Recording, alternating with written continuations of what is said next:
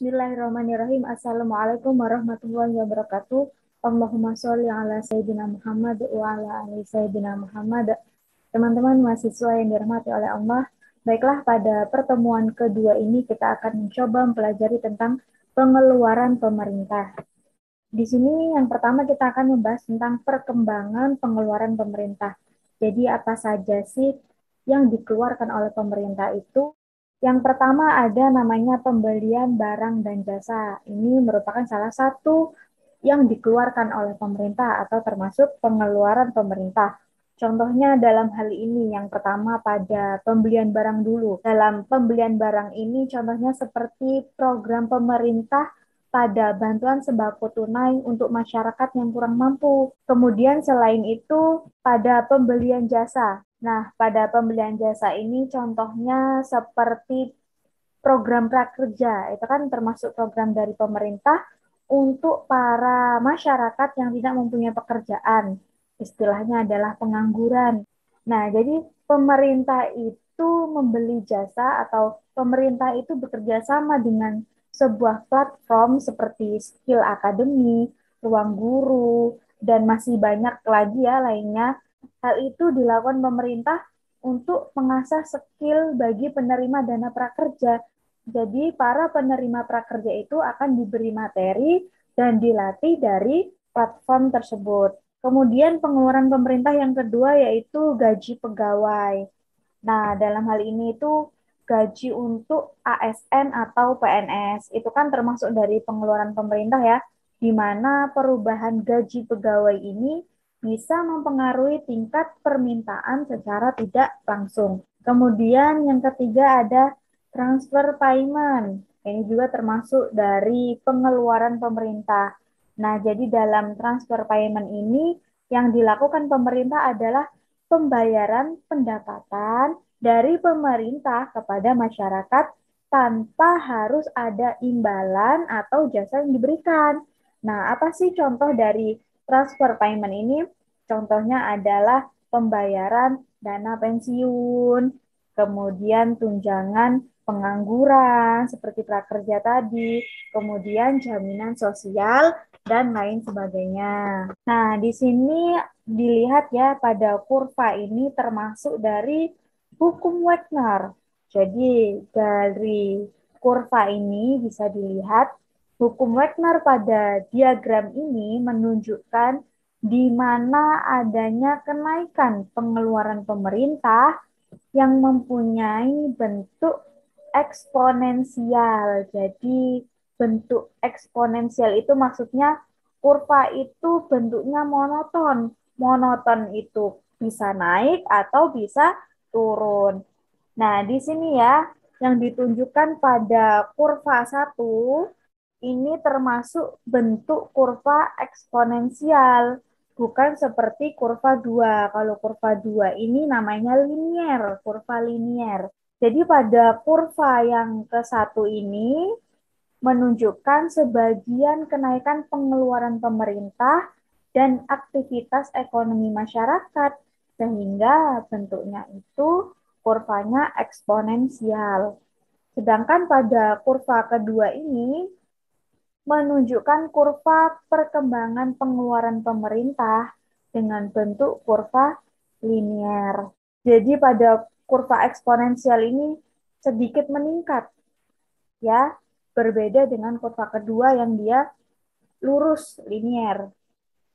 Karena pada kurva ke-1 ini kan tadi sudah disebutkan ya bahwasanya di sinilah menunjukkan kenaikan pengeluaran pemerintah.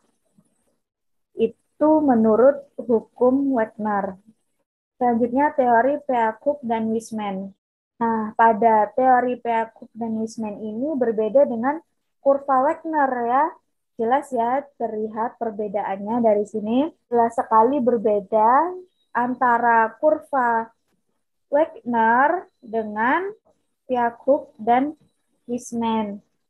Ini termasuk dari kurva perkembangan pengeluaran pemerintah versi Peacock dan Wiseman. Tidak berbentuk garis seperti Wagner, seperti ini ya. Tidak berbentuk garis, tetapi dia berbentuk seperti tangga.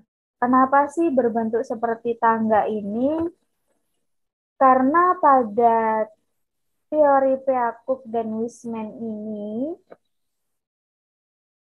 ini tangga ini menunjukkan kendala-kendala yang dihadapi oleh pemerintah ketika adanya kendala toleransi pajak saat masyarakat itu tidak ingin membayar pajak yang tinggi yang ditetapkan oleh pemerintah.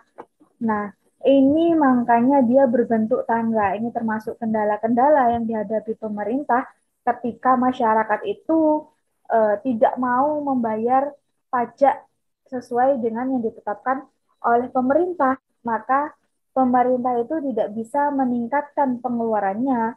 Walaupun sebenarnya pemerintah itu ingin sekali meningkatkan atau menaikkan pengeluarannya. Jadi terjelas beda ya antara teori Wagner yang kurvanya tadi berbentuk eksponensial, kemudian berbeda dengan teori Peacock dan Wiseman yang kurvanya itu berbentuk tangga. Selanjutnya di sini kita akan mempelajari tentang APBN atau Anggaran Pendapatan dan Belanja Negara. Sedangkan kalau rencana anggaran yang dibuat oleh daerah itu disebut dengan APBD atau Anggaran Pendapatan dan Belanja Daerah. Jadi apa sih APBN itu? APBN merupakan suatu sistem akuntansi yang menggambarkan seluruh penerimaan yang diharapkan dan pengeluaran yang diperkirakan oleh pemerintah pusat selama 1 tahun. Jadi di sini kan disebutkannya bahwa APBN itu merupakan suatu sistem akuntansi. Nah, jadi dalam pencatatan APBN ini terdiri dari 2 kolom. Yang kolom kiri, nah jadi yang kolom kiri itu penerimaan. Jadi pada sisi kiri ini dicatat seluruh penerimaan pemerintah yang sebagian besar itu diharapkan diperoleh dari berbagai jenis pungutan seperti pajak yang dikumpulkan oleh pemerintah. Sedangkan pada kolom kanan ini pengeluaran yang diperkirakan untuk membiayai seluruh kegiatan pemerintah. Jadi perlu diingat ya, dalam pencatatan APBN ini terdiri dari 2 kolom. Yang pertama itu kolom penerimaan, kemudian yang kedua itu kolom pengeluaran. Penerimaan itu bisa berbentuk dari dana pajak, kemudian pengeluarannya itu dari berbagai kegiatan pemerintah. Nah, di sini ada beberapa macamnya dari APBN. Yang pertama itu ada namanya anggaran defisit. Apa sih anggaran defisit itu? Anggaran di mana kondisi pengeluaran negara justru lebih tinggi dibandingkan dengan penerimaannya. Jadi penerimaannya itu lebih sedikit ya ketimbang dari pengeluarannya. Pengeluarannya itu lebih tinggi dibanding dengan penerimaannya. Itu termasuk dengan anggaran defisit. Jadi pada kondisi ini menunjukkan terjadinya defisit pada APBN sehingga pemerintah itu harus mengajukan pinjaman kepada bank sentral atau selain itu bisa melakukan pencetakan uang baru untuk mendanai pembangunan. Nah, itu yang dimaksud dengan anggaran defisit. Selanjutnya di sini ada anggaran surplus. Apa sih anggaran surplus itu? Anggaran yang menunjukkan jumlah penerimaan yang lebih tinggi dari jumlah pengeluaran negara. Jadi penerimaannya lebih tinggi, sedangkan pengeluarannya itu sedikit. Nah, pada kebijakan yang satu ini, biasanya ditetapkan ketika kondisi ekonomi sedang mengalami inflasi. Sehingga pemerintah itu harus melakukan penyesuaian terhadap kenaikan berbagai harga barang dan jasa di pasaran. Nah, pada kondisi yang sekarang ini ya sudah memasuki Ramadan dan hari raya itu biasanya terjadi inflasi, di mana inflasi itu kenaikan harga barang dan jasa yang secara umum dan terus-menerus dalam jangka waktu tertentu. Kan sudah mulai terasa ya naiknya bahan sembako, jasa, semuanya kan sudah terasa naik semua kalau sudah memasuki Ramadan dan Hari Raya. Kemudian yang terakhir itu ada anggaran berimbang atau seimbang. Anggaran yang dimulai penerimaannya setara dengan jumlah pengeluarannya di dalam periode tertentu.